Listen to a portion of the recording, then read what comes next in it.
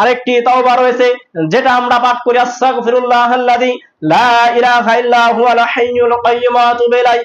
আল্লাহ রাসূল সাল্লাল্লাহু আলাইহি ওয়াসাল্লাম বলেছেন, যদি কোনো ব্যক্তি যুদ্ধের ময়দান থেকে পালিয়ে আসে, যদি কোনো ব্যক্তি কাফেরদের সাথে যুদ্ধে যায় এবং কাফেরদের বিপক্ষে যুদ্ধ করতে যায় মুসলিমদের পক্ষ হয়ে, ওইখান থেকে যদি যুবক ফিরে আসে, পালিয়ে আসে, তাহলে তার কাবিরা গুনাহ হয়, তাকে আল্লাহ সুবহানাহু ওয়া তাআলা ক্ষমা করেন না।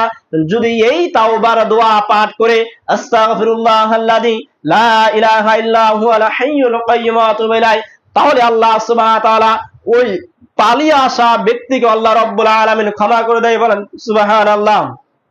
সম্মানিত হাজরিন, এরপরে আমরা সালাতের মাঝখানে আরো দোয়া পাঠ করে থাকি। একটি দোয়া রয়েছে, আল্লাহুম্মা ইন্নী যালামতু নাফসি যুলমান কাসীরা ওয়া লা ইয়াগফিরুয যুনুবা ইল্লা আনতা ফাগফিরলি মাগফিরাতাম মিন ইনদিকা ওয়ারহামনি ইন্নাকা আনতাল গফুরুর রহিম। যেটা আমরা সালাম ফেরানোর পূর্বে পাঠ করি, যেটাকে আমরা দয়মা সূরা বলে থাকি, এটাও হচ্ছে তাওবার দোয়া।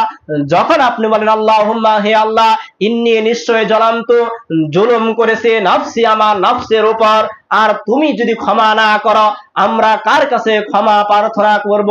আপনি এইখানে আল্লাহ রাব্বুল আলামিনের কাছে ক্ষমা প্রার্থনা করলেন। যখন আপনি সালাতের শুরুতে দাঁড়িয়ে আল্লাহুম্মা বাঈদ বাইনি ওয়া বাইনা খাতায়ায়া কামা বা'আদতা বাইনাল মাশরিকি, এটাও হচ্ছে তাওবার দোয়া।